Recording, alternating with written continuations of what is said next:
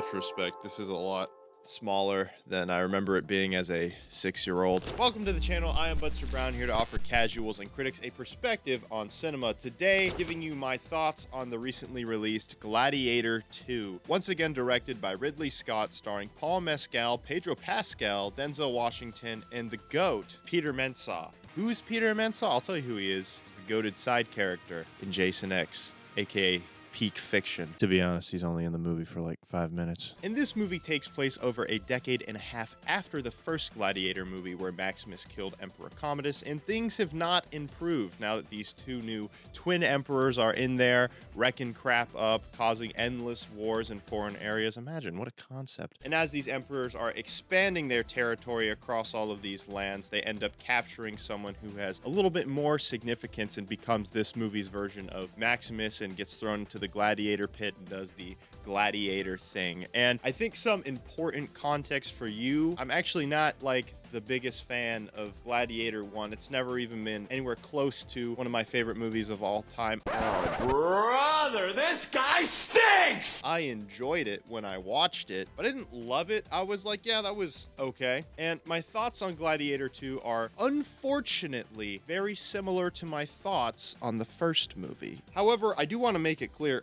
I did like Gladiator 2, just as I liked Gladiator 1. I just didn't love it. But the thing I like about it the most is just historical spectacle. I don't know if I've ever heard anyone say that, but the set pieces, I'll say, in this movie are immaculate. I thought that they did such a good job bringing history that I've known about to life, and then there's some things I don't know about. And if you are a Roman historian, I imagine there's a lot of things for you to be able to gnaw on with this Roman culture, them bringing things back. My favorite thing being just the naval battles in the Colosseum. I just think that was so cool to me. You got the sharks going through the water. That's pretty cool from a spectacle standpoint. And maybe that throws me into the wrong side of things, where it's like, you shouldn't like watching violence. But so many people do. You watch all of these reviewers and they're like, oh, John Wick's so cool because it's violent. Even though maybe it's not thematically appropriate, the spectacle part of this was pretty cool to me. And while that naval battle's the highlight, beyond that, there's still plenty of spectacle in this movie. You get a lot of fun stuff in the Colosseum. I mean, the first thing that happens is the Roman army invading the last free city in Africa, which I just think is so cool as like an inciting incident, invading a foreign country and having this epic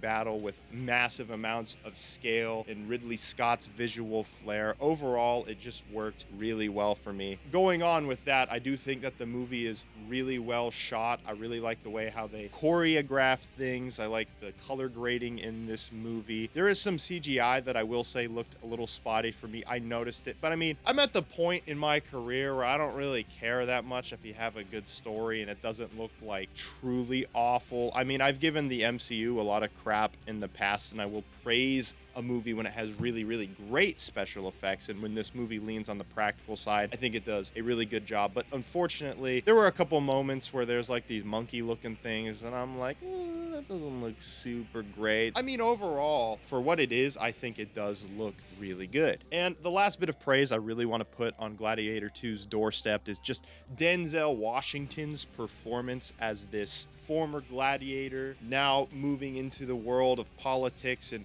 making power plays and stuff very flamboyantly, might I add. He seems very gay. I heard they might have cut like a gay kissing scene or something. I mean, well, I'll move on from that. I don't want to get myself in trouble with the woke mob, or the pubs, as I like to affectionately refer to conservatives as sometimes.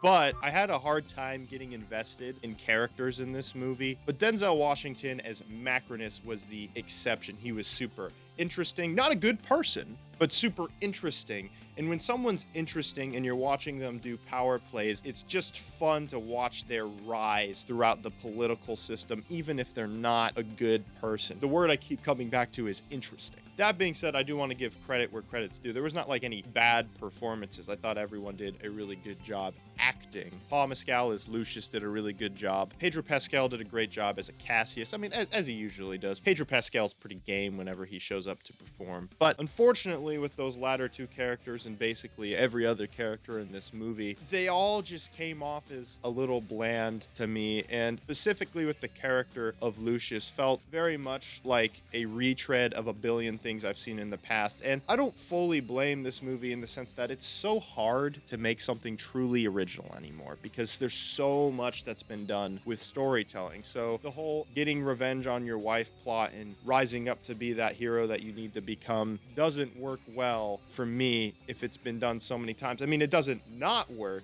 I'm just not as invested in him as a character because of that. He just feels like a stereotypical stock prototype character that's just stuck into the movie. Doesn't mean he's not likable. Doesn't mean that he doesn't do a good job in the role. It's just the material that he was given to work with did not blow me away at all. I think Pedro Pascal's Cassius is a little bit more interesting as a character, as he's a soldier who's forced to go to war, but he doesn't want to go to war. He doesn't think that that's the best thing to do. And I think that's something that's very relatable to plenty of people around the world, where as a citizen they don't want this, but the people in power are like, no, we want to do this for political gain, or whatever reason people go to war, even if the people actually going to war think it's a horrible idea and they don't want to do it, and the people in their own country are starving. Oh man, the woke mob and the pubs are gonna come after me, I'm telling you. Gotta be careful with this one. But I think the issue with him is he's almost too unconflicted, to the point where he does feel a little bit stock once again. Still like him, but just not quite as interesting as your Denzel Washington. At least maybe that's just a matter of taste for me. But I mean, overall,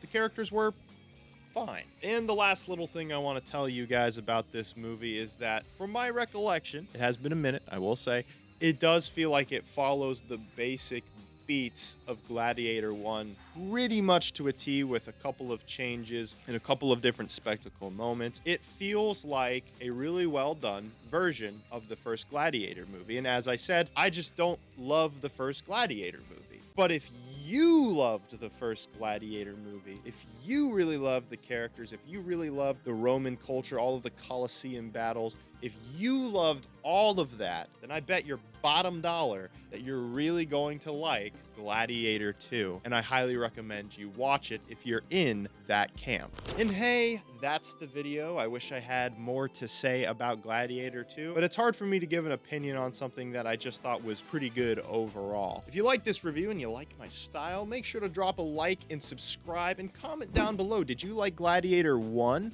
or 2 better? And as always, I'm looking for feedback to improve my channel. I've gotten a lot of new subscribers recently due to some of my newer videos, and so if you guys want to sort of shape the direction of my channel based off of your wants and desires, now is the time, as we're in the building phase. With that, thank you all so much for watching, and I will see you later. Really glad I have this sword with me now. It's like, get the hard to reach spots.